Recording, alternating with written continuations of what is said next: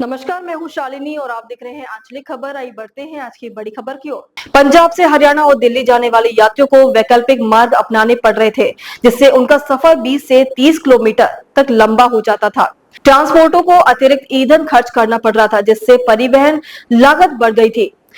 व्यवसाय को नुकसान उठाना पड़ा क्योंकि माल की आवाजाही बाधित हो रही थी। स्कूल और कॉलेज जाने वाले छात्रों को वैकल्पिक मार्गों से यात्रा करनी पड़ रही थी, जिससे उनकी दिनचर्या प्रभावित हो रही थी। रास्ता खुलने से लोगों को राहत। अब जब 13 महीने बाद ये हाईवे खुलने की स्थिति में आ गया है, तो स्थानीय लोगों और यात्री राहत महसूस कर रहे थे। प्रशासन ने ये सुनिश्चित करने के लिए तेजी से काम किया है कि सड़क को जल्द से जल्द यातायात के लिए खोल दिया जाए। हरियाणा पुलिस के वरिष्ठ अधिकारियों ने बताया कि प्रशासन ने किसानों से बातचीत कर धरना समाप्त कराया और अब हाईवे को पूरी तरह से बहाल करने का कार्य जारी है। अगले कुछ घंटों में पूरा मार्ग यातायात के लिए खोल दिया जाएगा। पटियाला के एसएसपी नानक सिंह ने कहा है कि हमने धरना स्थल को शांतिपूर्वक खाली कराया और किसी भी तरह की हिंसा नहीं हुई। किसान भी सहयोग कर रहे थे जब हाईवे को पूरी तरह से साफ किया जा रहा था और जल्द ही यातायात सामान्य हो जाएगा। हरियाणा पुलिस के अधिकारियों ने बताया कि प्रशासन ने किसानों से बातचीत कर धरना समाप्त कराया और अब हाईवे को पूरी तरह से बहाल करने का कार्य जारी है। अगले कुछ घंटों में पूरा मार्ग यातायात के लिए खोल दिया जाएगा। क्या ये अंतिम समाधान है?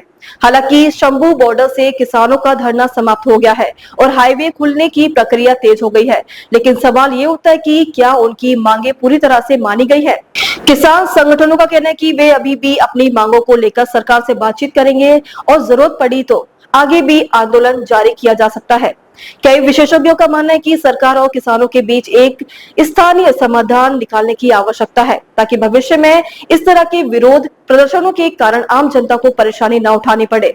शंभू बॉर्डर पर 13 महीने से जारी किसान आंदोलन का अंत हो गया है और प्रशासन ने तेजी से हाईवे खोलने की प्रक्रिया शुरू कर दी है। ये फैसला आम जनता और यात्रियों के लिए राहत भरा है, जो लंबे समय से इस बाधा के कारण परेशान हो रहे थे। अब ये देखना होगा कि भविष्य में किसानों और सरकारों के बीच बातचीत कैसे आगे बढ़ती है और क्या स्थानीय समाधान निकलता है। ये धरना किसानों के लिए एक बड़ी लड़ाई का हिस्सा था, लेकिन इसके कारण आम लोगों को भी काफी परेशानियों का सामना करना पड़ा। अब जब रास्ता खुल गया है, तो लोगों को उम्मीद है कि भविष्य में सरकार और किसानों के बीच बातचीत से कोई स्थानीय समाधान निकलेगा, ताकि दोबारा इस तरह की स्थिति उत्पन्न न हो। खबरों में अब तक के लिए बस इतना ही। फिर होगी आपसे मुलाकात, तब तक के लिए नमस्कार और देखते रहिए आंचलिक खबर।